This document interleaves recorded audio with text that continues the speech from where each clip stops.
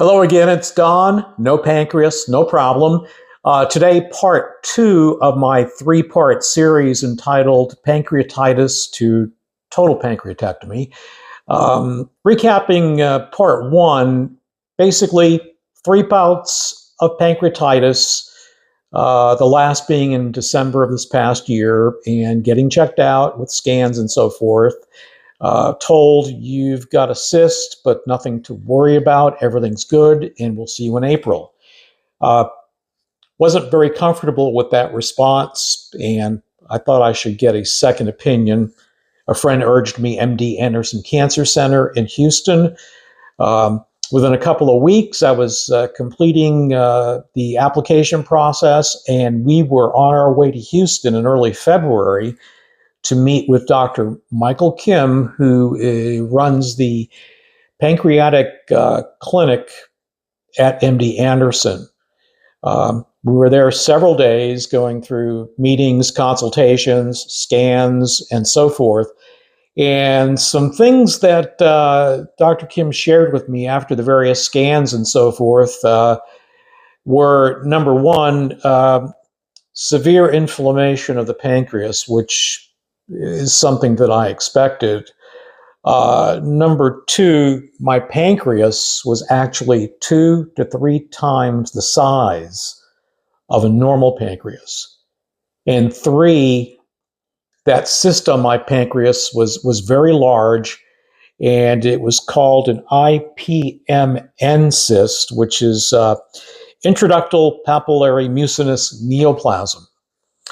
After a few more days with Dr. Kim, he talked about the fact that I probably should consider surgery. He recommended a total pancreatectomy to remove the pancreas, spleen, and gallbladder, because this particular cyst, IPMN, with my scenario, my age, and the stage at which it was developing, was pointing to potential for pancreatic cancer. Right from the start, I knew I was in good hands, felt very comfortable with Dr. Kim and his staff. So I had no problem with let's go for it. Let's do this total pancreatectomy and let's avert any possibility of cancer.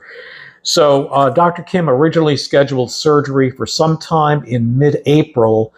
But a few days later, I got a phone call from him telling me that after taking a closer look at things, he would rather do the total pancreatectomy, in his words, sooner rather than later. So hence we came up with March 21st for a surgery date, and went back again for all the pre-operative tests and so forth to make sure I was okay, given my age. But the fact that I was in really, really good shape from running, swimming, cycling, walking, my chances of getting through this surgery were very, very, very good. So I was not concerned at all. So before you knew it, March 21st came, went through surgery, 8-hour surgery. I don't recall very much after that at all.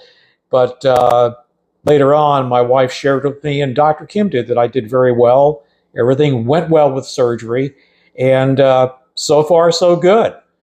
It was a lengthy 8-hour surgery, and later in recovery, I don't recall anything at that point, but my wife and Dr. Kim discussed things, and I was told later everything went well, no complications.